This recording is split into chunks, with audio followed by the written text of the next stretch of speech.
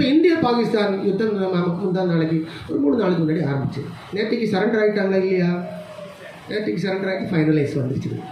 இனி அடுத்து வேறு எந்த லெவலில் வருதுன்னு சொல்ல முடியாது, பார்த்துட்டு இருப்போம். இப்போ இந்திய பாகிஸ்தான் யுத்தம் வந்து உடனடியாக நின்றுச்சுது. ஆனால் இஸ்ரேல் ஹமாஸ் யுத்தம் நின்றுச்சா? நிற்கவே நிற்கல. பைபிள் என்ன சொல்லுது தெரியுமா?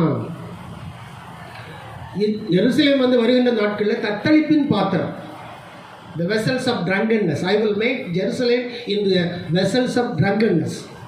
தத்தளிப்பின் பாத்திரம். சகரியா 12ஆம் அதிகாரம். மறுபடியும் அதில் எருசலேம் பாரமான கல்லாகும், எருசலேம் பாரமான கல்லாக்குவேன், சகல நாடுகளுக்கும் தத்தளிப்பின் பாத்திரமாக்குவேன், பாரமான கல்லாக்குவேன். அடுத்த வசனம் அதே அதிகாரத்தில் கடைசி பார்த்தீங்கன்னா யூதர்கள் எப்படி இருப்பாங்க? விறகுகளுக்குள்ளே இருக்கிற அக்கினிக்கு ஒப்பா இருப்பாங்க அப்படின்னு. அக்கினின்னு சொன்னால் அவங்க எல்லாரையும் பட்சிக்கக்கூடியவர்கள். விறகுகளுக்குள்ளே எரிகிற அக்கினிக்கு ஒப்பா இருப்பார்கள் என்று அதே தீர்க்க தரிசனம் தான், அந்த சகரியா தீர்க்க தரிசனம் 12ஆம் அதிகாரம். அந்த சகரியா தீர்க்க தரிசனத்தில் தான் இப்போ நாம் அப்டேட்டில் இருக்கிறத நல்லா புரிஞ்சுக்கிடுங்க. இப்போ நாம் அப்டேட்டில் இருக்கிறது சகரியா தீர்க்க தரிசனம். புரிஞ்சுதா? இப்போ பாருங்கள், இஸ்ரேல் வந்து கிழக்கு, மேற்கு, வடக்கு, தெற்கு போன்ற எல்லா ஏரியாவிலையும் புகுந்து தங்களுடைய சத்துருக்களை என்ன செய்கிறார்களோ அவர்கள் பட்சிக்கிறார்கள்.